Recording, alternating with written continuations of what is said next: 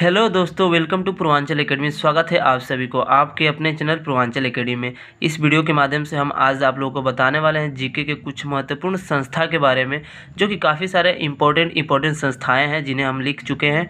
और इस वीडियो में हम उन सारे संस्थाओं के बारे में कवर करवाने वाले हैं। तो डेफिनेटली आप हमारे साथ वीडियो के एंड तक बने रहिएगा। और यदि आप हमारे चैनल पर नए हैं तो प्लीज़ हमारे चैनल को सब्सक्राइब कर लीजिएगा। और सबसे पहले इस दिवाली पे आप सभी को पूर्वांचल एकेडमी की तरफ से ढेरों सारी शुभकामनाएं।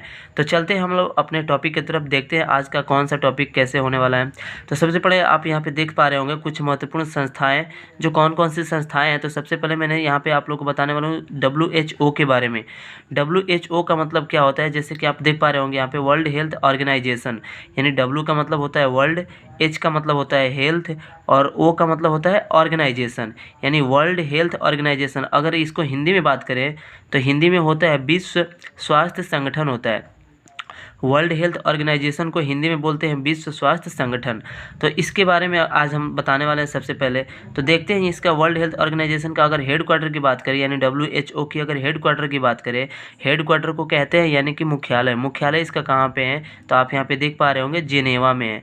जिनेवा कहाँ पे पड़ता है, तो ये जिनेवा आपका पड़ता है स्विट्जरलैंड में। ये एक कंट्री है इस कंट्री के मतलब ये जगह है जहाँ पे जिनेवा में ही इसका हेड क्वार्टर पड़ता है। किसका, तो WHO का। यानी WHO का तो सबसे पहले यहाँ पे आप लोग को फुल फॉर्म याद करना होगा कि यानी वर्ल्ड हेल्थ ऑर्गेनाइजेशन होता है, हिंदी में बोले तो विश्व स्वास्थ्य संगठन होता है। और इसके हेड क्वार्टर की बात करें, मुख्यालय की बात करें तो कहाँ पे है, जिनेवा में। और इसकी स्थापना के बारे में अब आते हैं। यहाँ पे फाउंडेड लिख चुके हैं। तो फाउंडेड का मतलब होता है स्थापना, यानी WHO का स्थापना कब हुआ था, तो 7 अप्रैल 1948 में हुआ था। आप यहाँ पे देख पा रहे होंगे कि 7 अप्रैल 1948 में हुआ था। अब आते हैं यहाँ पे इसके हेड के बारे में, यानी इसके अध्यक्ष कौन है। WHO के फिलहाल अभी अध्यक्ष कौन है, तो डॉक्टर टेड्रस अधानो है। ठीक है, डॉक्टर टेड्रस अधानो जी कौन है, ये WHO के आपके हेड बने हुए हैं, फिलहाल अभी यही है।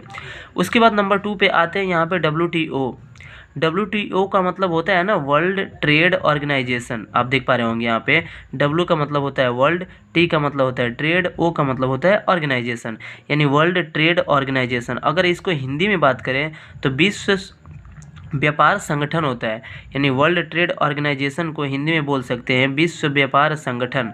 और इसका अगर हेडक्वार्टर की बात करें यानी मुख्यालय की बात करें तो कहाँ पे इसका भी है, जिनेवा में ही। और आपको पता है डेफिनेटली कि मैंने ऊपर पहले आप लोगों को बता चुका हूँ कि जिनेवा कहाँ पे पड़ता है, तो स्विट्जरलैंड में।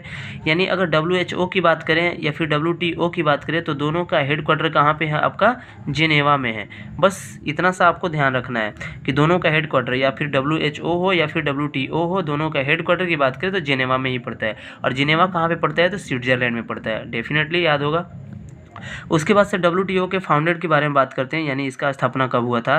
तो आप देख पा रहे होंगे 1 जनवरी यानी 1 जनवरी यानी 1 जनवरी 1995 में, यानी 1995 में इसका स्थापना हुआ था। उसके बाद बात करते हैं ना मेंबर के बारे में। मेंबर मतलब इसमें कितने सदस्य हैं, मतलब कंट्री के बारे में। तो इसमें 164 कंट्रीज मेंबर है। आप देख पा रहे होंगे यहाँ पे 164 यानी 164 कंट्री इसका मेंबर है, यानी 164 कंट्री जो है इसमें भाग लिए हुए हैं, पार्टिसिपेट किए हुए हैं, उसी को मेंबर बोलते हैं। नेक्स्ट आते हैं, नेक्स्ट क्या है आपका WFO, जहाँ पे आप देख पा रहे होंगे ये आपका WFO। अगर इसके फुल फॉर्म की बात करें तो वर्ल्ड फूड प्रोग्राम होता है। आप देख पा रहे होंगे यहाँ पे WFO का मतलब होता है वर्ल्ड फूड प्रोग्राम। अगर इसको हिंदी में बात करें तो विश्व खाद्य कार्यक्रम बोलते हैं। ठीक है, विश्व खाद्य कार्यक्रम या फिर संस्था, जो भी कहिए। अगर इसकी हेडक्वार्टर की बात करें, यानी इसका अगर हेडक्वार्टर यानी मुख्यालय की बात करें तो इसका कहाँ पे है, रोम में है। आप यहाँ पे देख पा रहे होंगे हम लिख चुके हैं यहाँ पे रोम कहाँ पे पड़ता है, तो ये आपका इटली में पड़ता है। ठीक है, अब इसके स्थापना के बारे में आते हैं। तो इसका स्थापना कब हुआ था भाई, तो यहाँ पे 1961 में हुआ था, यानी 1961 में हुआ था।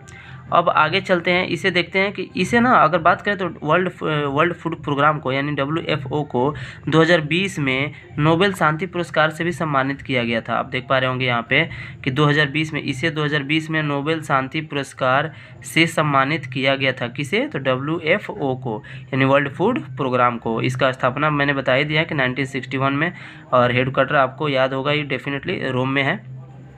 और एक लास्ट बचा हुआ है, आप यहाँ पे देख पा रहे होंगे UN के बारे में। UN क्या है, जिसका अगर फुल फॉर्म की बात करें इसका, तो यूनाइटेड नेशन है। आप देख पा रहे होंगे यहाँ पे यूएन का मतलब होता है, यू का मतलब यूनाइटेड, एन का मतलब होता है नेशन, यानी हिंदी में अगर बात करें तो संयुक्त राष्ट्र संघ होता है। ठीक है, यूएन का मतलब यूनाइटेड नेशंस यानी संयुक्त राष्ट्र संघ होता है। उसके अगर हेडक्वार्टर की बात करें, यानी यूनाइटेड नेशंस के अगर हेडक्वार्टर यानी मुख्यालय की बात करें तो कहाँ पे है ये आपका, न्यूयॉर्क में। आप देख पा रहे होंगे यहाँ पे न्यूयॉर्क, हिंदी में भी लिख चुके हैं यहाँ पे न्यूयॉर्क। और न्यूयॉर्क कहाँ पे पड़ता है, तो यूएसए में पड़ता है। यूएसए का मतलब होता है यूनाइटेड स्टेट्स अमेरिका। अमेरिका का नाम आप लोग डेफिनेटली सुने होंगे, वहीं पे इसका हेडक्वार्टर है, किसका, यूनाइटेड नेशंस का। उसके बाद आते हैं फाउंडेड के बारे में। इसका स्थापना कब हुआ था, तो 24 अक्टूबर 1945 में, यानी 24 अक्टूबर 1945 में इसका स्थापना हुआ था, किसका, यूनाइटेड नेशंस का। ठीक है, अब आते हैं इसके मेंबर के बारे में। इसमें कितने मेंबर हैं, तो इसमें 193 कंट्रीज़ मेंबर है, यानी 193 कंट्री ने इसमें पार्टिसिपेट किए हुए हैं, यानी भाग लिए हुए हैं। इसके मेंबर की बात करें यूएन की, तो 193 कंट्री इसके सदस्य है। अब इसकी हेड की बात करें तो फिलहाल इसकी हेड कौन है, तो यहाँ पे देख पा रहे होंगे आप, एंटोनियो गुटेरेस है। यानी यूनाइटेड नेशंस के हेड के बारे में बात करें, अध्यक्ष कौन है फिलहाल में अभी, तो एंटोनियो गुटेरेस। तो इस तरीके से हम लोगों ने आज कुछ महत्वपूर्ण इम्पोर्टेंट संस्थाओं के बारे में हम लोगों ने कवर किया।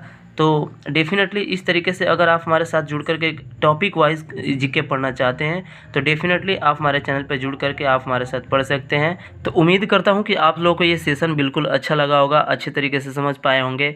ठीक है, थैंक यू।